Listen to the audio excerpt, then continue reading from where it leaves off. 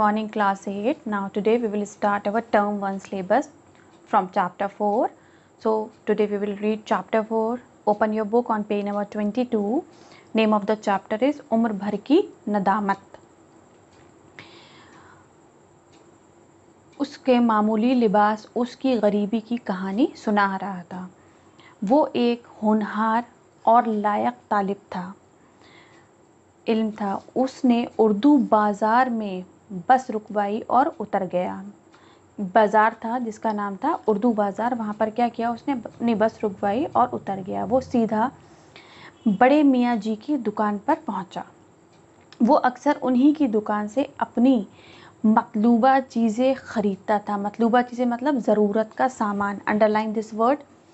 इसका मीनिंग होता है ज़रूरत की चीज़ें. रस्मी सलाम व दुआ के बाद उसने अपनी मतलूबा किताब के बारे में मालूम किया. मतलब जो भी उसको किताब चाहिए थी, ज़रूरत थी, उसके बारे में मियाँ जी से मालूम किया. मियाँ जी ने जवाब दिया, ओह ये किताब तो बाज़ार में शॉर्ट हो चुकी है बेटा, मगर तुमने मुझे 2 महीने पहले कहा था, इसलिए मैंने ज़रूर मंगवाई होगी. तुम्हारे जैसा ही एक और मेहनती बच्चा इस सर्विस कमीशन के इम्तिहान में बैठ रहा है. मीन्स इससे क्या सामने आता है कि वो बच्चा जो था एक सर्विस कमीशन के एक एग्ज़ाम में बैठने वाला था. उसने भी पिछले माह मुझसे किताब मंगवाई थी. मैं अंदर देख कर आता हूँ. लड़का किताबें उलट पुलट कर रहा था कि उसकी नज़र शोकेस में रखे चंद कीमती कलमों पर पड़ी. कलमों का मीनिंग होता है पेन पर पड़ी. उनमें से एक कलम उसको बहुत पसंद आया. वो उस कलम को ख़रीदना चाहता था. क्या करना चाहता था? ख़रीदना चाहता था. लेकिन उसके पर जितनी कीमत लिखी थी उसके पास उतने पैसे नहीं थे. मियाँ जी उसकी किताब को तलाश करने के लिए दुकान के अंदर गए तो वो ख़ुद को रोक ना सका और उसने वो कलम उठाकर जल्दी से अपनी जेब में रख लिया. उसे अपने सर्विस कमीशन के इम्तिहान के लिए ऐसे ही कलम की तलाश थी जिससे लिखाई खूबसूरत बने. उसने एक लम्हे के लिए अपनी गुर्बत मीन्स गरीबी को कोसा. अमीरजादों को बुरा कहा और दिल में गालियाँ दी. इतने में मियाँ जी भी बाहर आ गए. अब तो वो बहुत घबराया. उसके पसीने छूट गए.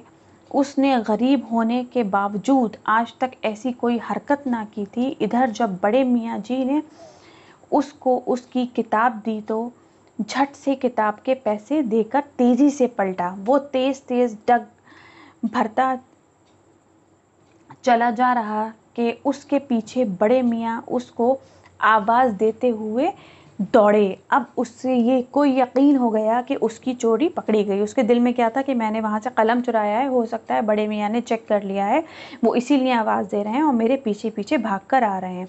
उसने अपनी रफ्तार और तेज़ कर ली. रफ्तार का मीनिंग है यहाँ पर स्पीड. अभी वो अपने घर से काफ़ी दूर था. उसकी सांस बुरी तरह फूल रही थी. इस पर मज़ीद घबराहट सवार हो गई. उसको अपने पकड़े जाने का पूरा यकीन हो गया. उसकी आंखों के सामने जेल की काल कोठरी घूमने लगी. पसीने से उसका बुरा हाल था, फिर भी वो भागे जा रहा था. उसे अपनी आंखों के आगे जिल्लत और रुसवाई साफ दिखाई दे रही थी, मगर वो किसी कीमत पर उस कलम से दस्तबरदार नहीं होना चाहता था.